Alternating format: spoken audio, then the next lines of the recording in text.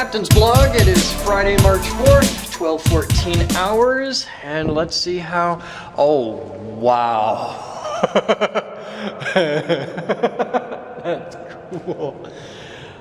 Oh man, since we moved here, you've had to brace yourself to come into this room. It's one of the two coldest rooms in the whole building. This and the boiler room are the worst. And it's t-shirt weather in here. It is, in fact, 61 degrees. Look at that. It's lovely. It's just fabulous in here. There's a little wet spot on the floor, which apparently migrated from over there over the night. This is new, but that's still very temporary. You can see there's, oh, nice warm air blowing in. There's, I don't know if it'll show up in the video very well, but there's actually a blue tarp over the top of that the guys put there. But oh man, it's nice in here. I'm just gonna leave that thing going. That's excellent. It's warmer in here than it is in the hallway. Just marginally. It's like, I don't know, I know how to find out. Let's go over to the cafe. We gotta turn the lights on. And here, don't need the kitchen light. Now there's a thermometer up there. It is 58 in the hallway. Okay, so it's 58 in here, which is pretty typical for the lab right now because we don't have any heat in the middle of the building. We got heat on the ends. We got heat back there in the high voltage lab, or the HVL, and we've got heat in the MDH. Why is there an Ethernet cable hanging in the middle of the hallway? I don't know. I don't want to know. I don't even ask anymore. Alright, I should swap out that light switch today. So you've got heat in here. This room's very nice. This is, I don't know, 60 something. It's nice. It's warm enough that you can wear your t-shirt in here, and it's cool enough that you can actually do work. We were actually turning the heat off, and the other day when we were working in here, we were turning the heat off for a while. Yeah, it's 65 in here.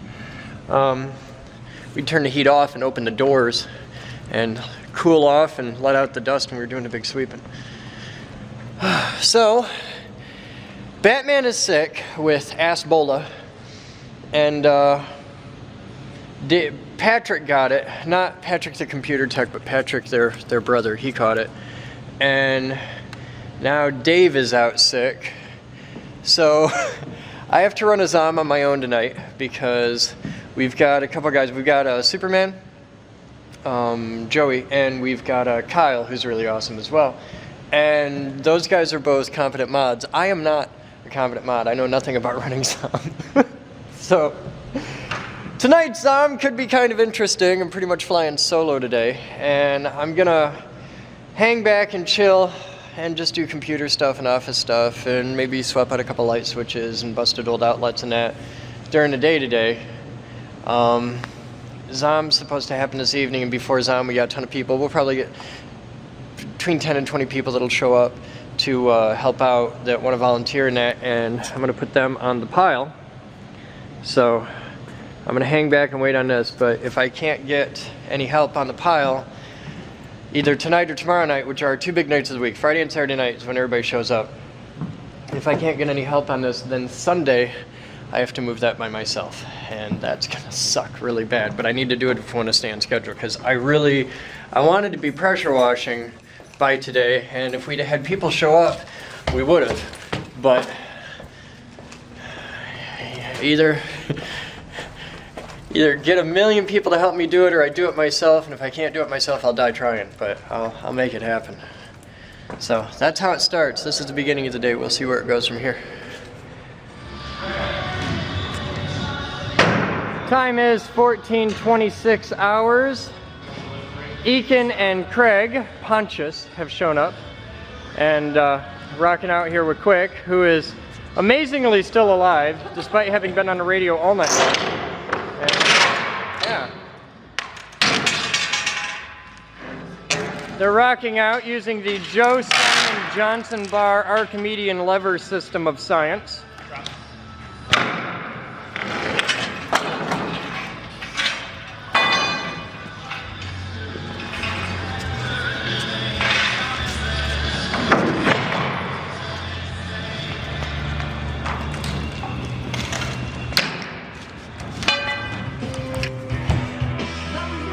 God, am I glad they showed up. All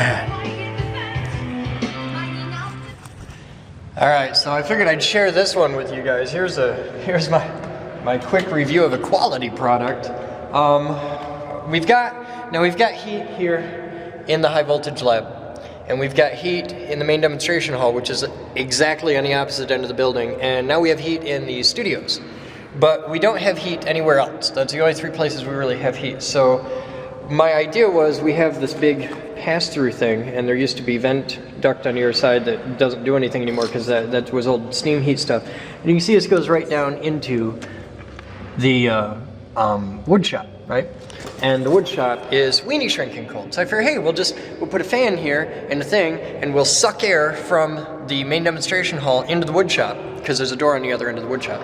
And it will suck air from here into the high voltage lab, and that'll heat the wood shop.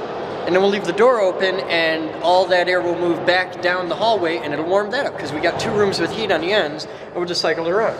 So we got this, and this is the $14 Polar Wind fan. Now there's a $14 version, there's a $30 version, and my guess is the difference is when you buy the $30 version, it isn't pre-broken for you. This just came out of the box like 30 seconds ago. It's already broken. I didn't do that, came out of the box that way. And it wouldn't turn. When I turned it on, the fan wouldn't do anything. I had to check and make sure the outlet wasn't dead. Turns out I had to take out this screw right here in order to get it to move. And now that it does move,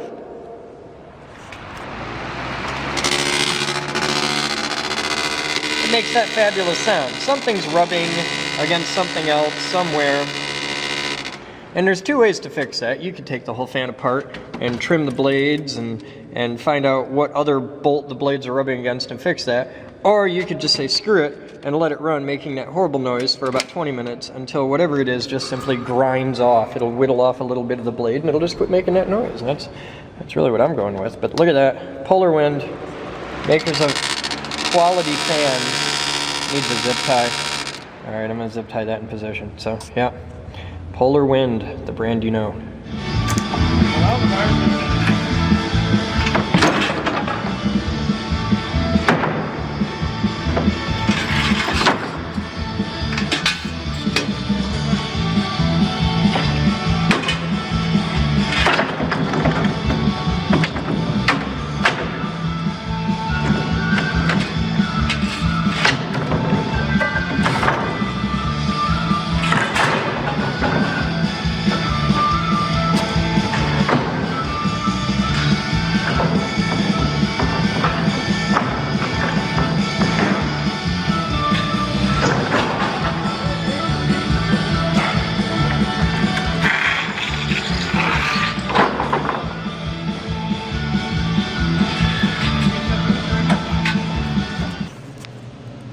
It is, Mark, 1943 hours, and that's what we got accomplished today.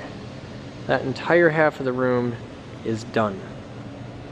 And we've got a lot of plywood that's all getting denailed. Here's how it starts when it comes off the floor. It's got like 25, 30 nails per unit.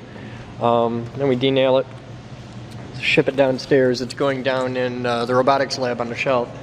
The dimensional lumber, which is the very lower substrate layer, is shattering on removal for the most part. So that's probably just going to get recycled. And if anybody knows where I can take that to recycle it in the Grand Rapids area, let me know. I'm sure there's some guy with a wood chipper who wants it, or somebody who uses it for firewood or something. It's really well dried. It's been sitting under here for 30 years. But the floor under it, we've got some minor spalling, nothing major. It'll be really easy to clean up with just some epoxy, and it's beautiful. A really good sweep, and it cleans right up. So that's what we have left. That's tomorrow. That's the plan there.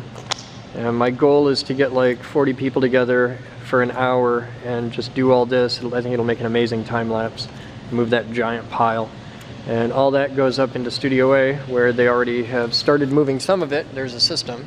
So let's see what else is going on.